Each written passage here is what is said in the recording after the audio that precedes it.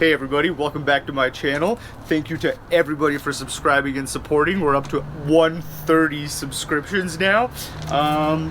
Thank you all so much for the support, and we'll see what happens. Hopefully you're ready to do some learning today, because today we're gonna get gassy. And I don't mean going to Taco Bell and ordering every item on the menu and eating it on camera, although that's not a bad idea.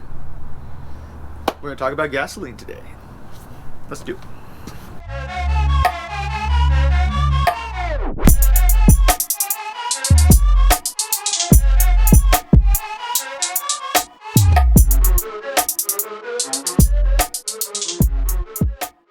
What is it?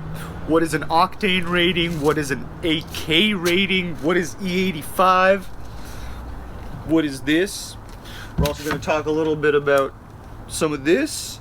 And yeah, hopefully you're going to learn something.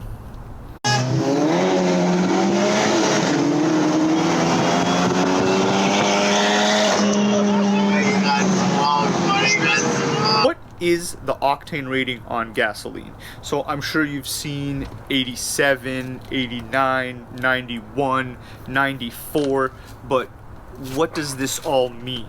So I'm here to tell you that the octane rating is not the amount of octane in the gasoline. It is actually a comparison to octane in how the gas acts. So for example, 94 acts 94% the same as octane would act. Now, in what situation are we talking about? We're talking about anti-knock properties. So in fewer words, basically, the higher an octane number it has, the more resistance to knock and to pre-detonation that certain gasoline type has. So for example, 94 gas will be able to withstand much higher pressures and much higher cylinder temperatures than 87 gas will. In some countries, you have something called an AK rating. That is much more simply an anti-knock rating. So obviously the higher the number, the more anti-knock properties that gasoline has, and the less knock you're gonna get in your car. Let's say your car says 87 on the sticker. And this is another important thing. Always put in what it says on the sticker. When you open your gas cap, it'll tell you, or in your manual, it'll also tell you. So all cars can take the minimum, the 87 or what have you, but it doesn't mean that your car will run right. So only put in what it says on the gas sticker. Octane rating is a measure of a fuel's ability to resist knock. The higher the number, the more it can resist knock. The lower the number, the less forces it can resist before it will start to pre-detonate. So I did a video on what knock is, and I did my best to explain it. It's a little bit of a complicated phenomenon, and you kind of have to understand what's going on in an engine, but basically it's when the fuel is subjected to too much pressure and it begins exploding because of something else other than the spark plug. So it pre-detonates. Better quality fuel will actually resist detonation much more. Now, we have something like this. This is E85. So E85, well, ethanol in general, it has an octane rating of 109, right? So usually what happens is manufacturers will mix ethanol in with their regular gasoline in order to bring up the AK rating, the anti-knock, or the octane rating, right? So you will find some gasolines, like for example, some gasolines, like for example, I know that Petro 94, people have done tests on this. It has up to 15% ethanol in it. And so that's put in there in order to bring up the octane rating of the fuel. Now, you can run some cars, you can run like E85, which is basically mostly ethanol. And so this will give your car the best anti-knock properties, so you'll be able to run the most advanced timing and make the most power. But the car drinks it a lot faster. It uses like 25% more fuel. But like I said, it's able to produce a lot more power.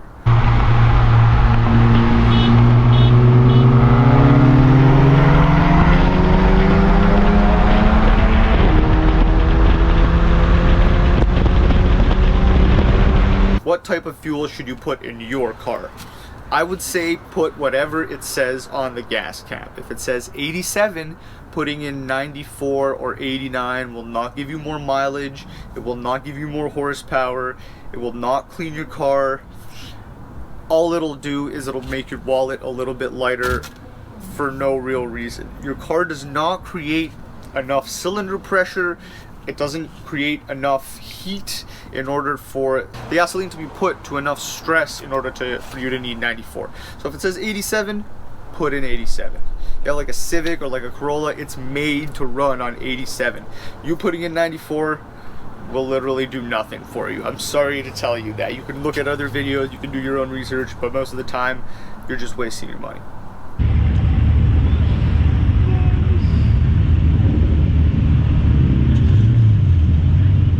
Look at this, your Mustang. Yeah. In what situations do you need to use better gas? For example, in my GTI, I use only 94. Why? That's because my car is tuned. So if you have a tuned car, obviously the tuner will try to tune for the best quality of gasoline that you can have in your area, because as we were saying before, the higher octane, the better quality, the more anti-knock properties, the more timing you can run, the more power you can make. So yeah, better gas will lead to more power, especially if you have a tuned car. Now, you'll notice that some cars do say that they need 89 or they need 91 on the gas cap. Now, why is that? So that is because it's either a turbocharged or supercharged car, and so it requires the gas to withstand a lot more pressure, and so that's why you need higher octane. Or because usually it's a higher compression engine, so if the compression is higher, obviously there's much more force on the gasoline, so you need something that's of a lot higher octane rating in order to withstand the What if you use gas that's lower? So what if your car says 91 but you're using 87? I would say don't do that. Your car is not running right, and so that will cause damage to your exhaust, that will cause damage to your engine. That's overall not recommended. If you're in a pinch and there's only like 87 at that gas station and you have to buy it, then sure, go ahead. But other than that, I would say put in the gas that it says on the cap. It's super simple. Usually, like I said, putting something higher than what it says on the cap is just a waste of your money. It doesn't really do anything for your car or for your gas mileage or anything like that. So I hope you guys learned something, and I'll see you next time.